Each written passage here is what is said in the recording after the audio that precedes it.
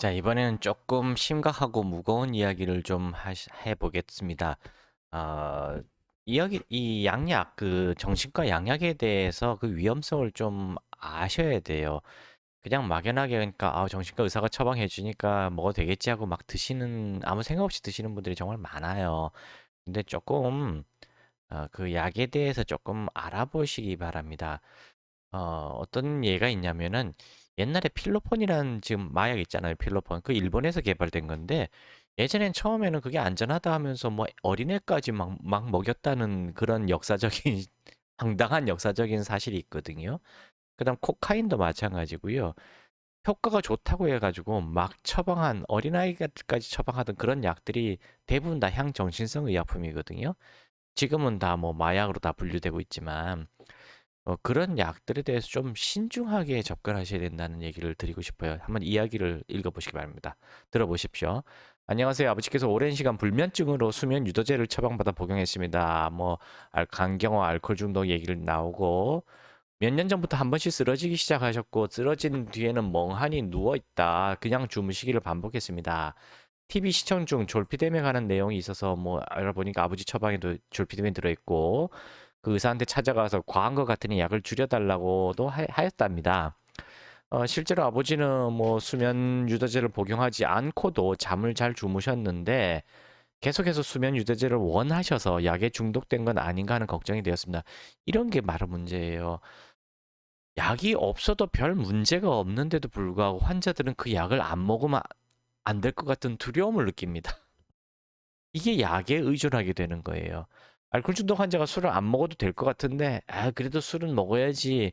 술 없이 어떻게 살아? 뭐 술 안 마시면 왕따 당할 것 같은데, 술 안 마시면 친구들 사이에서 내가 뭐 무시당할 것 같은데, 그런 두려움을 갖고 어떻게 술자리는 참석해서 한 잔만이라도 한 잔만 마시고 돌아와야지. 이런 생각들을 갖습니다. 수면제도 대표적인 경우들이에요. 그래서 아버지가 안 드셔도 될 것 같은데 계속 드신다 그러죠.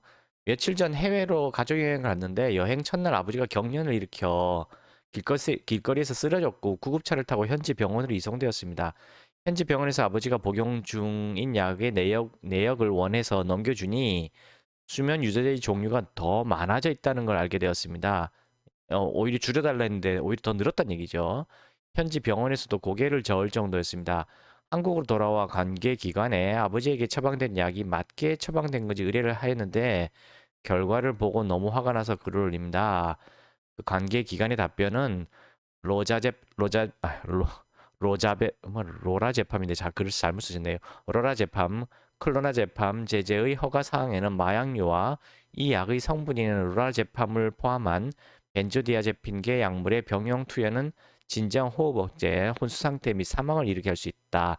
이러한 위험성 때문에 마약류와 벤조아제핀계 약물의 병용 투여는 적절한 대체 치료 방법이 없는 환자에 한해서 처방하도록 한다. 이게 뭐냐면 이것저것 도저히 방법이 없을 때 뭐 치료 방법이라기보다는 뭐 어쩔 수 없으니까 이거라도 먹어라 한다 그런 식으로 준다는 그런 개념이에요. 또 알코올 중독자에게는 졸피뎀을 처방할 수 없는 걸로 알고 있습니다. 해당 의사는 아버지가 내원하지 않아도 뭐 이렇게 쭉 얘기가 나오는데 뭐 고소하겠다는 이런 얘기 나왔는데 뭐 고소해봐야 아무 소용 없어요. 우리나라는 뭐 의료법이 워낙 의사 위주로 돼 있기 때문에 뭐 방법 없어요. 이거는. 자, 중요한 거는 고소한의 마냐가 중요한 게 아니라 이제 앞으로 어떻게 할 것이냐가 중요한 거잖아요. 그리고 지금까지 왜 이렇게 문제가 생겼냐는 거잖아요. 다시 말씀드리지만 그 향정신성 의약품들은 정말 조심해야 돼요.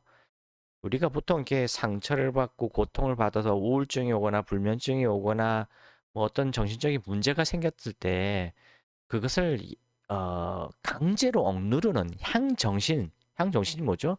정신 안에 약물이 들어가 가지고 뇌의 호르몬 분비 같은 걸 어거지로 조작을 해 가지고 정신을 그러니까 억누르고 억지로 조종하는 그런 약물들이거든요.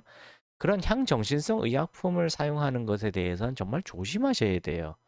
왜냐면은 내가 지금 정신적으로 고통스럽고 죽고 싶은 만큼 괴롭고 힘들고 우울하고 하더라도 그걸 내가 직면해서 진짜 원인이 뭔지, 뭐가 잘못된 거지, 내가 원인인지, 남이 원인인지, 내가 원인이면 내가 내 마음을 다스리고 마음 공부를 해서 내가 조절을 해야 되는 거고, 남이 원인이면 피하든가 아니면 맞닥뜨려 싸워서 이기든가, 어떤 다른 근본적인 방법을 찾아서 해결해야 되는데, 와, 내가 지금 스트레스 받아서 잠 못 자니까 수면제. 와, 내가 지금 분노가 확 치받으니까 진정제. 와, 내가 불안하니까 또 진정제. 뭐, 내가 우울하니 뭐 기분 좋아지게 하는 마약, 뭐 알코올 이런 식으로 나쁜 대처 방법을 찾아가지 마시라는 겁니다. 물론 그게 즉흥적인 효과는 날 거예요. 당연하죠. 뭐 향정신성 의약품이란 말이 괜히 나오나요? 먹자마자 휘가닥 뒤집어지게 만들어 버리거든요. 그래서 기분 나쁜 것도 기분 좋아지는 것처럼 만들어 버리고, 너무 기분 좋아서 날뛰는 건 좀 진정시키고, 이런 약이란 말이에요. 그런 약을 꼭 써야 될까요?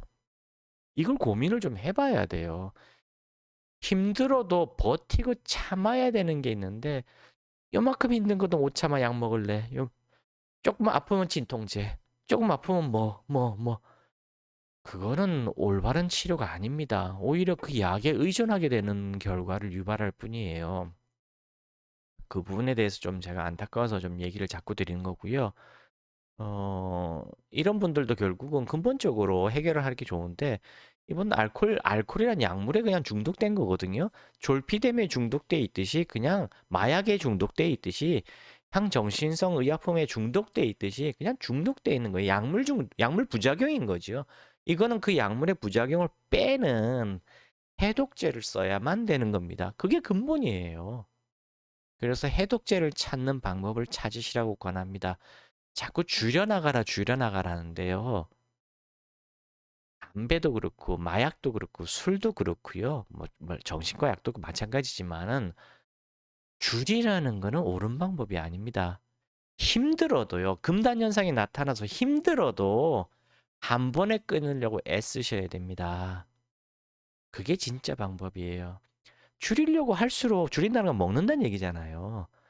먹으면 먹을수록 중독이 될 수밖에 없습니다. 줄이는 건 진짜 힘든 거예요.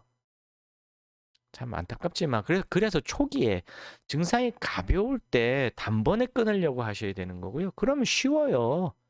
근데 이미 아주 중독에 빠진 상태에서 그때 단번에 끊으려니까 힘들잖아요. 그러니까 초반부터 중독을 단번에 끊으려고 하시라는 말, 다시 한번 반복드리고요. 아무리 증상이 심해도요, 단번에 끊으려고 하셔야 돼요. 근데 증상이 심하면은, 중독 자체가 심하면은 단번에 끊기가 힘들잖아요. 어떻게 되냐고요? 해독제를 복용하셔야 되는 겁니다. 그냥 막연하게 줄이려고 하는 게 아니고요. 끊으려고 하면서 해독제를 드셔야 되는 겁니다. 제 머리 위에 있는 곳으로 연락하셔서, 이런 알코올 중독 환자분들은 알코올 해독약을 반드시 복용하십시오. 그러면은 그 향정신성 의약품인 정신과 약들도요, 사실은 단번에 끊으실 수 있어요. 대부분 다. 저희 한의원에서 치료하시는 분들 거진 대부분 다 단번에 끊어요. 근데 끊어도 되는데도 불구하고 안 끊겠다고 계속 버티는 분들은 왜 그러냐면은, 그냥 그 약이 없으면 자기가 죽는 줄 알아요. 그리고 그 약을 무슨 보약 같은 약, 그러니까 뭐랄까, 인슐린 같은 약, 고혈압 약 같은 약, 그런 약처럼 생각해요. 평생 내가 이 약을 달고 살아야 된다고 세뇌가 돼 있는 분들이에요. 참 안타까운 일입니다. 네, 감사합니다.